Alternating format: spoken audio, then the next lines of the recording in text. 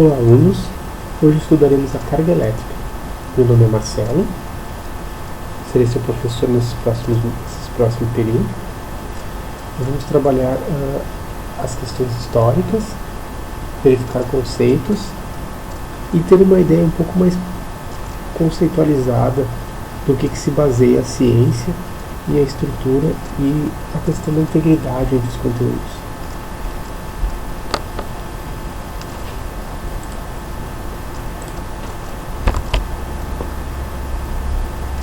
Na nossa aula nós veremos alguns tópicos.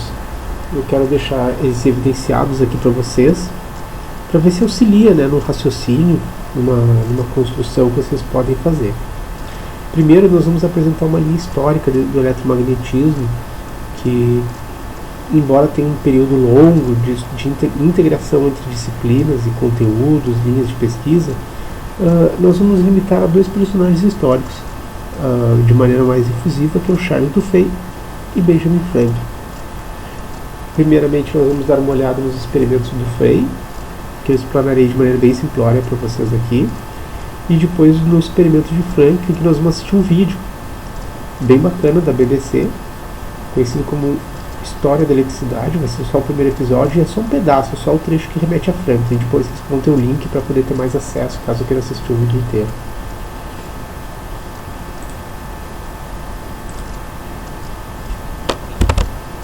Aqui tem uma linha de tempo, da história do eletromagnetismo, e se vocês verem ali no canto superior, tá, a estrutura e sim começa lá da época dos gregos e tudo, até da questão do âmbar, que nós vamos falar mais adiante.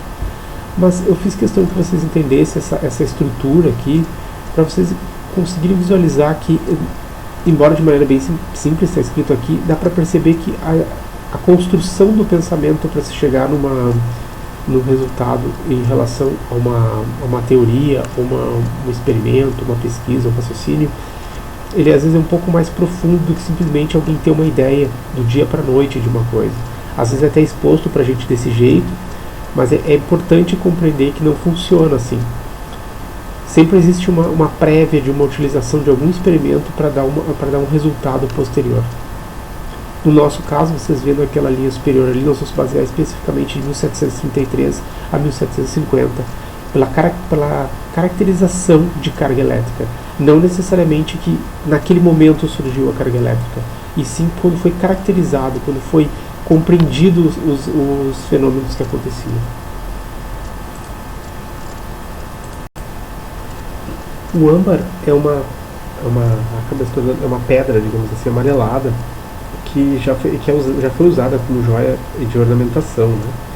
Ela vem da seiva, quando escorre de certas árvores como o pinheiro, e fica ao longo dos séculos ali endurecendo até se transformar num material sólido, meio semi-transparente, assim. Polido, ele tem até um aspecto ornamental. E já desde o século IV a.C., Platão já tinha comentado sobre o maravilhoso poder de atração do âmbar. A ideia seria mais ou menos que Tales de Mileto, que é que vivia numa cidade grega, localizada a oeste da Turquia, 6 séculos antes de Cristo, mais precisamente, foi o primeiro a observar esse fenômeno. Ele tinha visto que o âmbar, quando atritado com pedaços de lã, era capaz de atrair corpos leves. William Gilbert, quando escreveu o livro The Magnet, que foi publicado em 1600, aproximadamente, nesse livro ele compilou vários fatos importantes conhecidos sobre os fenômenos elétricos e magnéticos. E ele mesmo fez umas observações sobre esses fenômenos. Um dos exemplos, por exemplo, foi que ele foi inspirado pelo termo elétron, que é o nome que os gregos davam ao âmbar, que ele denominou de elétricos os corpos que se comportavam como âmbar, e não elétricos os que não faziam. No ramo da eletricidade, ele acabou determinando que, quando atritados, esses corpos emitiam um efúvio, no caso, de natureza material. Era mais ou menos como se a eletricidade fosse como um fluido.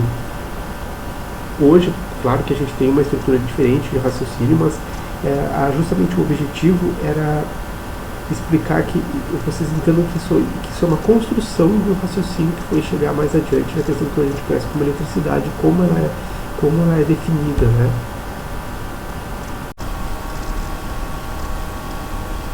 No período em torno do século XVII para XVIII, Francis Hauksbee ele criou e desenvolveu um gerador eletrostático. Esse gerador eletrostático ele teve uma fama maior e um intento de ser fabricado, produzido, com uma ideia mais que não necessariamente, mas beirava até uma produção artística, uma questão de circense para a ciência. Ele conseguia gerar através de ionização e como é que podemos dizer, uma eletricidade por indução, uma certa carga. E essa carga ficava suspensa, embora talvez sem um compreendimento ainda, num determinado corpo carregado. Era um outro formato um outro processo de eletrização que não fosse a eletrização clássica como feita pelo âmbar naquele momento, que seria com atrito.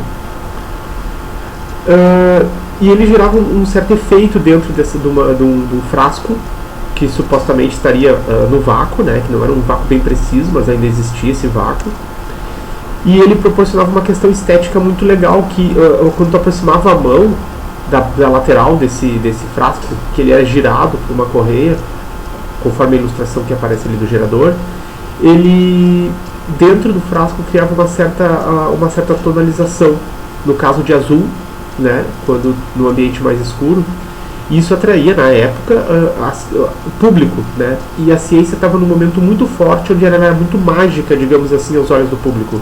Eles estavam tentando remover essa magia, colocando em questões mais estéticas. É importante salientar aqui que em torno de 1730, Stephen Gray ele conseguiu efetivamente efetivar a questão do vácuo, proporcionando um gerador eletrostático realmente efetivo, assim, conseguisse efetivamente trazer resultados precisos em relação às experiências propostas para ele, porque ele também era utilizado, o objetivo do gerador era ser utilizado em experiências elétricas, né, eletrostáticas, para ser mais preciso. Mesmo não sendo talvez o foco dos cientistas da época, é importante que algumas observações sejam fundamentais para vocês agora aqui. Primeiro que vários processos falados de maneira simples, como a própria indução elétrica, embora não tivesse claro, não tivesse caracterizada como processo ou não é essa a questão, mas vários estudos foram feitos antes de ser definidos, como nós estamos agora caminhando para efetivamente uma definição do que seria a carga elétrica com os autores, nós falamos do Fay e o Franklin, em termos de nome, em termos de estrutura teórica. Vários experimentos anteriores definiram e levaram a esses cientistas a chegar a essas conclusões. Quando nós falamos sobre o eflúvio, hoje a gente tem efetivamente o campo elétrico. Na época, nós tínhamos uma questão mais aberta, era uma teoria mais aberta e nem era estudado em si. Foi categorizado, foi denominado um nome e a partir disso continuou-se a experiência em busca de outras coisas. Vejam, hoje nós temos uma definição para isso. Então, é importante que vocês entendam que nada na ciência ocorre de maneira muito espontânea nesse formato. As ideias são cumulativas e elas vêm de outros cientistas, né? O Einstein não teve ideia do dia para a noite de tudo que ele produziu, por exemplo. Agora nós vamos dedicar a esse momento específico, né? Que é sobre Charles Dufay e Benjamin Franklin. Primeiro vamos falar sobre Charles Dufay. É fundamental entender alguns conceitos e estruturas da vida do Dufay para a gente entender um pouco a questão da ciência, como ela é realizada desde antigamente, digamos, né, até os dias de hoje, em relação ao fato da gente mesmo estar estudando, né, a questão mais social em relação a isso. Embora o Dufay tenha tido trabalhos e descobertas maravilhosas, ele era do exército, da guarda francesa, e o pai dele também. E pelo contato e trabalho que ele teve com o cardeal Rohan, o nome assim, Rohan, ele conseguiu acessar de maneira a praticamente não saber efetivamente um conteúdo mais profundo de química, e mesmo assim ele conseguiu ter acesso à Royal Academia Francesa. Então, veja, esse é o momento onde ele teve esse acesso baseado no contato que tanto ele tinha com o cardeal, que era uma instituição que tinha os vínculos religiosos, né? Como pelo pai dele também ter muito contato com a alta sociedade. Então isso fez com que ele conseguisse entrar como químico naquela faculdade, digamos assim, naquela universidade. Isso já entra num critério também bem social em relação à vida dele, que ele não necessariamente ele tinha tido só a qualidade e a produção, ele foi produzir a partir daí.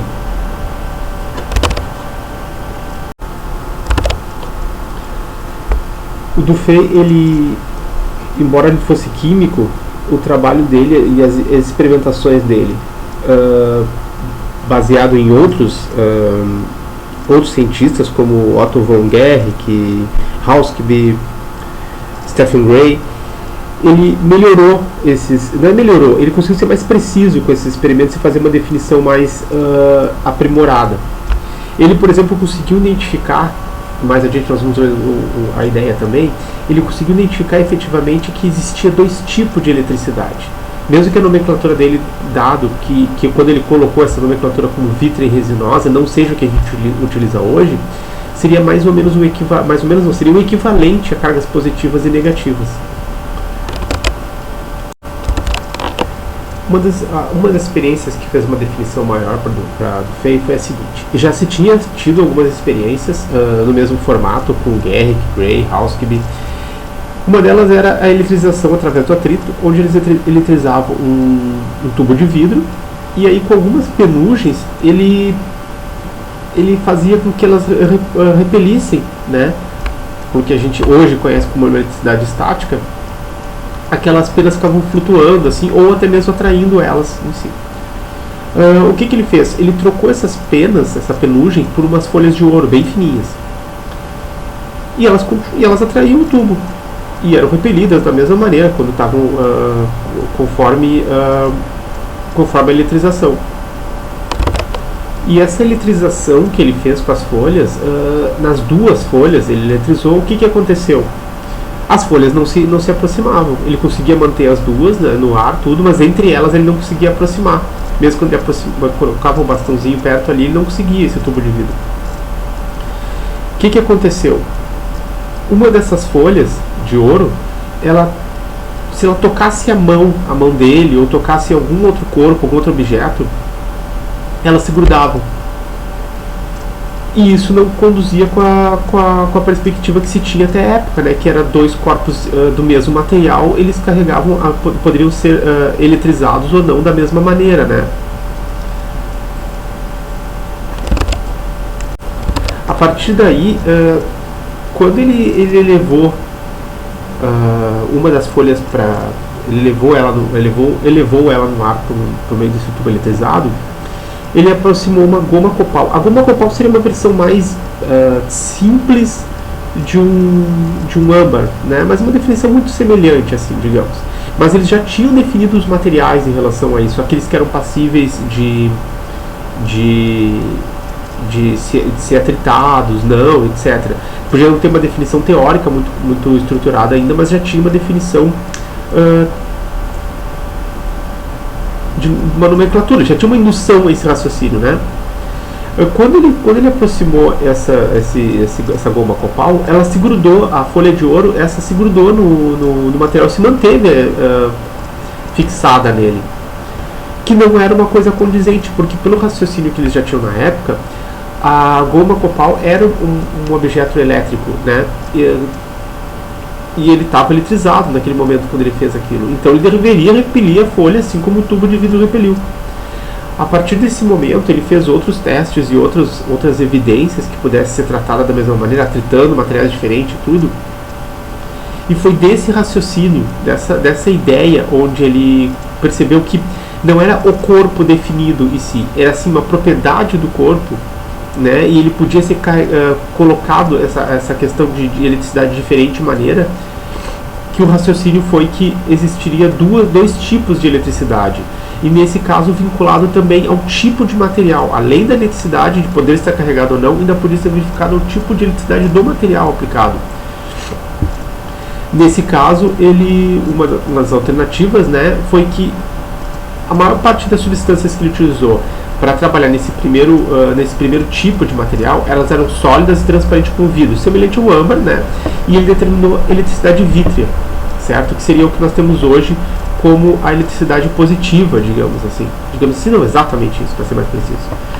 E o outro tipo são